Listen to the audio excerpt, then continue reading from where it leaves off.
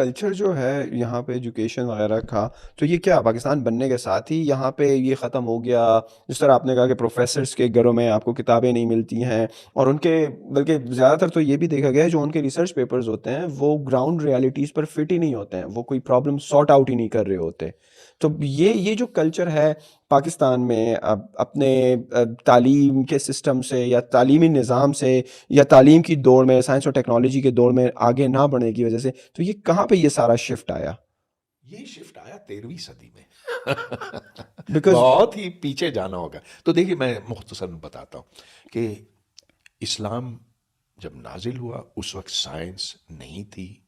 Science اس وقت Islamic culture میں داخل ہوئی جب یونان کے جو خزانے تھے، علمی خزانے تھے، ان سے مسلمانوں کا واسطہ پڑا.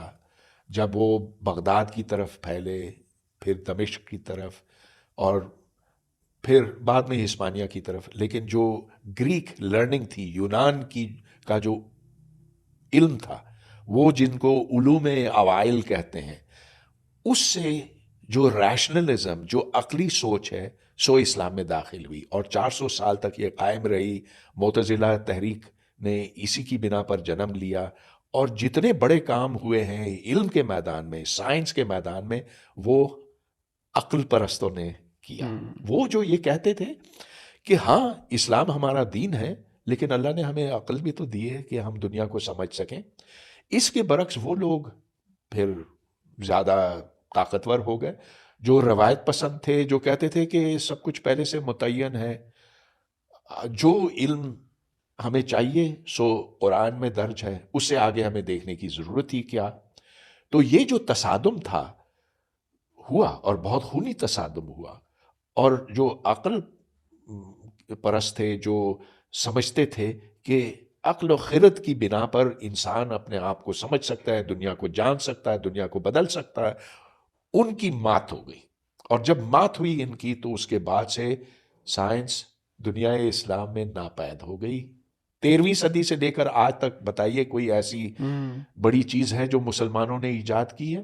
نو، ناٹ ون تھنگ.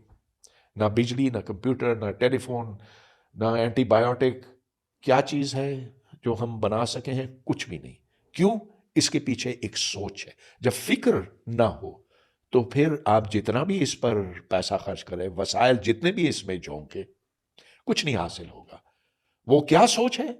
وہ سوچ کہ اس دنیا کو ہم فزکس کے قانون، سائنس کے قوانین کی مدد سے جان سکتے ہیں اور بدل سکتے ہیں. اور اس میں کوئی دنیا کو سمجھنے کے لیے کوئی ماورائی طاقت کی ضرورت تھی.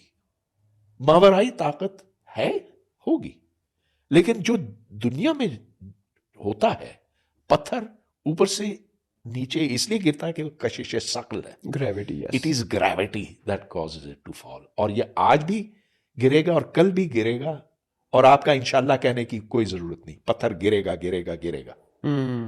زبردست.